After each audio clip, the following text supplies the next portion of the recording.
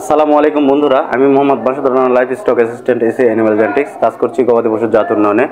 আপনাদের মাঝে আরেকটি নতুন ভিডিও নিয়ে উপস্থিত হয়েছি। আজকের ভিডিওর আলোচ্য বিষয়, বর্তমান খামারিদের ম্যাক্সিমাম খামারিদের কমপ্লেন থাকে যে ডাক্তার সাহেব আপনারা সিমেন্ট দিয়ে যাচ্ছেন বা বীজ দিয়ে যাচ্ছেন, বীজ দেওয়ার পরও কনসেপ্ট হচ্ছে না, আপনারা কি মরা বীজ দিচ্ছেন? তো মরা বীজ না জেতা বীজ, এটা চেনার উপায় আপনাদের মাঝে আজকে আমি শেয়ার করব। আশা রাখছি আপনারা অবশ্যই আমার ভিডিওটি শেষ পর্যন্ত কন্টিনিউ করবেন। তো মরা জেতা এই বিষয়টা আপনাদের জানতে হলে আপনাদেরকে অবশ্যই আরও একটি বিষয় খামারিদের কমপ্লেন থাকে, সেটা হচ্ছে ডাক্তার সাহেব আপনাদের সিমেন্টের উৎপাদন ডেট আছে, এক্সপায়ার ডেট থাকে না কেন? এক্সপায়ার ডেট থাকে না এই জন্য যে মূলত আমরা যখন, এই তো দেখতে পাচ্ছেন একটি ক্যান, এই তো একটি ক্যান, এই ক্যান থেকে আমরা যখন সিমেন্ট স্ট্রটি বের করার 5 মিনিট রাখার পর আবার যদি নাইট্রোজেনে ডুবিয়ে দিই, সাথে সাথে ওটা এক্সপায়ার। এই জন্য একটা সিমেন্টের স্টক কতদিন মেয়াদ হবে এটা মূলত একজন এআই কর্মীর উপর ডিপেন্ড করে। তাই আপনারা এই বিষয়টা মাথায় থেকে ঝেড়ে ফেলে দেবেন যে এক্সপায়ার ডেট কবে।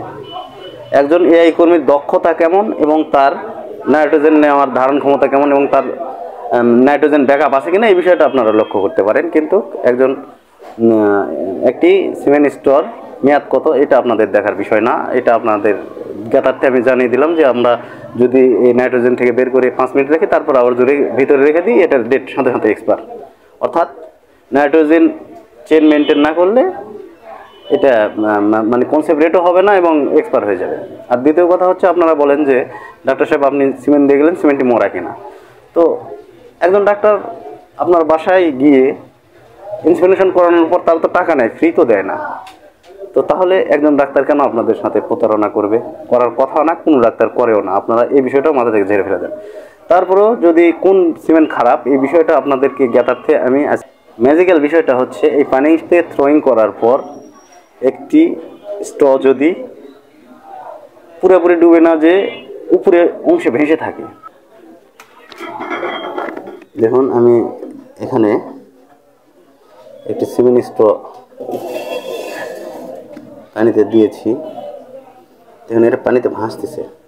আমরা যখন এরকম হাত দিয়ে ঠাসা দিব তখন ডুবে যাচ্ছে, তারপর আবার ভাসতেছে। যখন ডুবে দিচ্ছি দেখুন ডুবতেছে। যদি অনেক সময় বরফ লাগার কারণে যে এটা ভাসে আবার ডুবে দিলে ডুবে যায়, কিন্তু দেখুন ডুবে দিচ্ছি আবার ভাসে উঠছে, ডুবে দিচ্ছে আবার ভেসে উঠছে, ডুবে দিচ্ছে আবার ভেসে উঠছে। এই ধরনের সিমেন্ট হলে আপনারা ওই ধরনের সিমেন্ট আসলে কোয়ালিটি সম্পন্ন সিমেন্ট না বলে ধরে নেবেন। ওই সিমেন্টের কনসেপ্ট রেট অনেক কম। ধন্যবাদ আপনারা যারা আমার ভিডিওটি দেখলেন। অবশ্যই